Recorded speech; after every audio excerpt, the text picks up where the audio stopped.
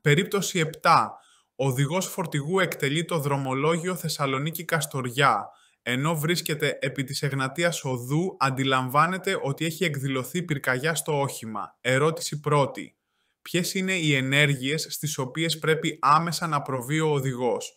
Απάντηση πρώτη. Ο οδηγός πρέπει να 1. Ακινητοποιήσει με ασφάλεια το όχημα το συντομότερο δυνατόν 2. Ειδοποιήσει την πυροσβεστική 3. Αντιμετωπίσει την εστία της φωτιάς με κατάλληλο πυροσβεστήρα. Ερώτηση 2. Ο οδηγός υποπτεύεται ότι η πυρκαγιά έχει εκδηλωθεί στον κινητήρα του οχήματος. Τι πρέπει να κάνει? Απάντηση 2. Αν η φωτιά εκδηλωθεί στον κινητήρα, ο οδηγός πρέπει να εισαγάγει το στόμιο του πυροσβεστήρα στο χώρο του κινητήρα χωρίς να ανοίξει το καπό. Ερώτηση 3.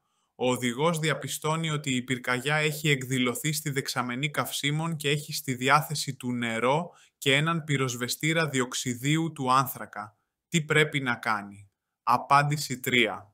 Ο οδηγός δεν πρέπει να προβεί σε κάποια ενέργεια και τα δύο αυτά είδη είναι ακατάλληλα προς χρήση σε περίπτωση εκδήλωσης πυρκαγιάς στη δεξαμενή καυσίμου. Ερώτηση 4.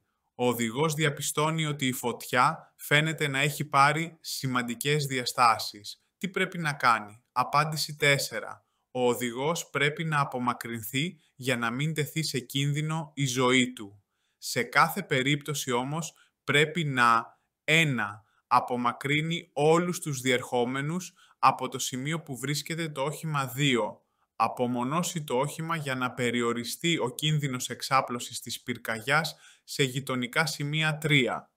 Ειδοποιήσει την επερχόμενη κυκλοφορία.